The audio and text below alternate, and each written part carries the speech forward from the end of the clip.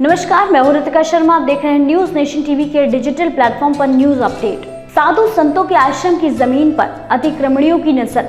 लगातार साधु संतों की मंदिर और आश्रमों की जमीन को अतिक्रमण हड़प रहे हैं। गहलोत राज्य में साधु संत खुद को असहाय पा रहे हैं। न्याय नहीं मिलने के कारण साधु संत मौत को गले लगा रहे हैं। करौली, जालौर, भरतपुर में हुई संतों की आत्महत्या मामलों ने सवालिया निशान खड़ा किया है। आखिर अतिक्रमण के हौसले इस कदर बुलंद क्यों हो रहे हैं कि अब मंदिरों, आश्रमों की जमीनों को भी हड़प रहे हैं और जबरन कब्जा कर रहे हैं। देखिए, मैं सोचता हूँ राजस्थान में कोई वर्ग सुरक्षित अपने आप को नहीं समझ रहा है। चाहे बच्चे हो, चाहे महिलाएं हो, चाहे नाबालिग बच्चियां हो।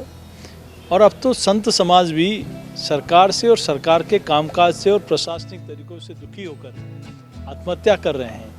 यहाँ ना जनप्रतिनिधि सुरक्षित है, ना आम जनता सुरक्षित है। मैं सोचता हूँ राजस्थान की सरकार को इस पर चिंतन करना चाहिए और साधु सरकार के काम और उनके क्रियाकलापों से दुखी होकर आत्महत्या कर ले और कई लंबे दिनों तक धरना देने के बाद भी नहीं सुनने के बाद उनको ये इस प्रकार का एक निर्णय करना पड़े, तो ये सोचने का विषय है।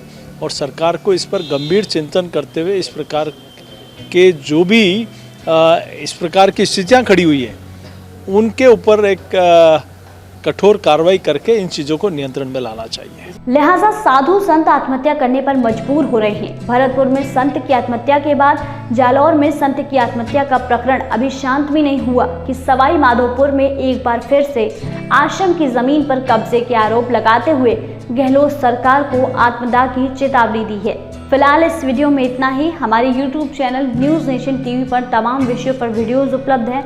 जानने से पहले हमारे YouTube चैनल को सब्सक्राइब कर दीजिए और बेल आइकन प्रेस कर दीजिए ताकि हर न्यूज़ अपडेट सबसे पहले आप तक पहुंचे।